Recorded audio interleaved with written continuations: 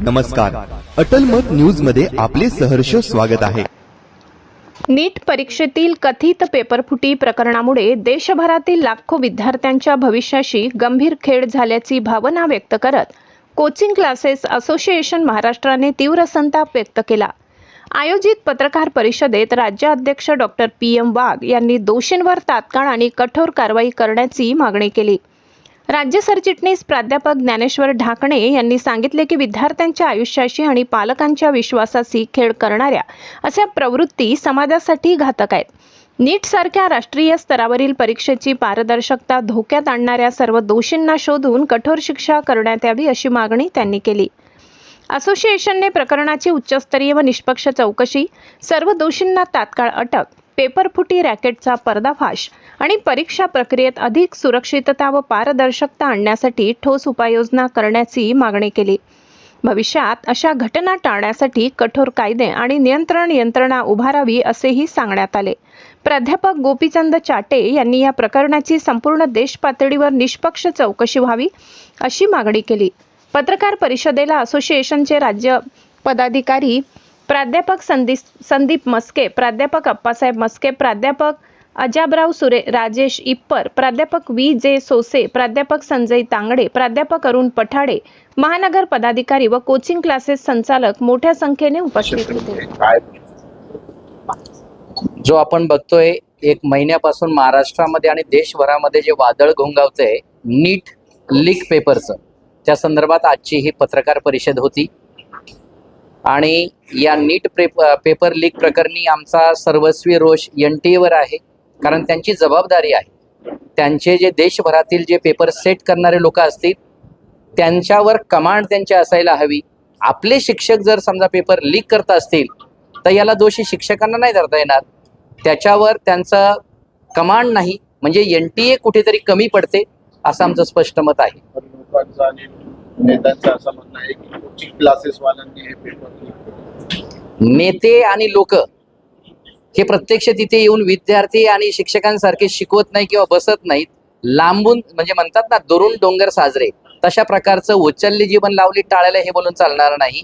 Leak paper कोण करतंय, त्यांचा काही फायदा स्वार्थ असेल म्हणून त्यांनी लीक केला असेल, आणि आम्ही स्पष्ट सांगितलंय ज्याने पेपर लीक केला त्याला कठोर कारवाई करावी। तो आमच्यापैकी कोणी असला तरी आमचं काही त्याच्यामध्ये दुमत नाही। 21 तारखेला जूनला परत होणार आहे, त्यासाठी विद्यार्थ्यांना काय सुविधा देणार आहोत? आम्ही विद्यार्थ्यांना ज्या पूर्वी सुविधा देत होतो, आता 1.5 महिन्यांचा जो कालावधी आहे याच्यामध्ये एकही रुपयाचं शुल्क आम्ही विद्यार्थ्यांकडनं घेणार नाही।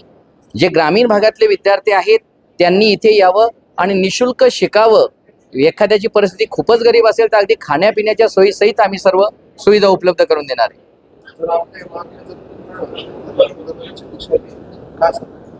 ह्या मागण्या जर शासनाने पूर्ण केल्या नाहीत आणि कदाचित शासनाने जर कठोर कारवाई केली नाही तर आमचं पुढलं धोरण जे आहे ते पालक आणि आमचे विद्यार्थी यांना बरोबर घेऊन आम्ही भव्य आंदोलन करणार आहे। आणि तरी आम्हाला असं वाटलं की हे कुठेतरी कमी पडतंय तर आम्ही आझाद मैदानावर काही दिवसात राज्यव्यापी ज्या 9 संघटना आहेत यांच्या एकत्रित शिखर संघटना आम्ही स्थापन केलेल्या आहे, त्याच्या माध्यमातून आम्ही भव्य आंदोलन करणार आहोत। प्रमुख मागणी एकच, आता जी घटना घडली ती वारंवार घडू नये, कारण याच्यापूर्वी 2-3 वेळेस ही घटना घडलेली आहे, 24 मध्येही घडलेली होती आणि आजही पुन्हा तेच घडतंय, म्हणजे हा जाणीवपूर्वक केलेला खोडसाळपणा आहे। स्पष्ट म्हणणं आहे की हे कारण जे आहे पेपर पूर्ण जे आहे कोचिंग क्लासेस वालेच काय करतात। आम्ही म्हणू हे पूर्णपणे याची शासनाची आणि NTA ची जबाबदारी आहे। शासनाला काय त्यांचे फक्त घोंगड्या उचलणारे चादरी उचलणारे कार्यकर्ते तयार करायचे का, म्हणून विद्यार्थ्यांना शिकून देत नाहीत का तुम्ही? काय नाव सर? प्राध्यापक डॉक्टर PM वाघ। विदाउट एनी कॉस्ट काय त्यांना जे पाहिजे ड्रीम स्कूल, ड्रीम कॉलेज, त्यांची मेहनत, त्यांचं यश मिळवून देण्यासाठी 1-1 तासांचे रिव्हिजन क्लासेस आणि त्याच्या संबंधित परीक्षा, वर्कशीट आणि मग मॉक टेस्ट याची तयारी आम्ही सगळ्या विद्यार्थ्यांसाठी फ्री ऑफ कॉस्ट ही ठेवलेली आहे।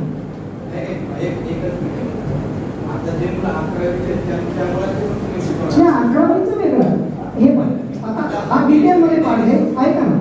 जे विद्यार्थी रिनीटचं प्रिपरेशन करतात त्यांच्यासाठी एक टाइम टेबल तयार केलेला आहे। दररोज 3 लेक्चर, त्याच्यामध्ये फिजिक्सचं एक कॉम्बो लेक्चर, म्हणजे सगळं एक चॅप्टर, केमिस्ट्रीचा पूर्ण चॅप्टर, बायोलॉजीचे 1 किंवा 2 चॅप्टर, 4 चॅप्टरचा अभ्यास केला, त्याच्यावर तो पेपर देणार. 720 मार्कांचा, फिजिक्स 45, केमिस्ट्री 45, बायोलॉजी 90 झालं.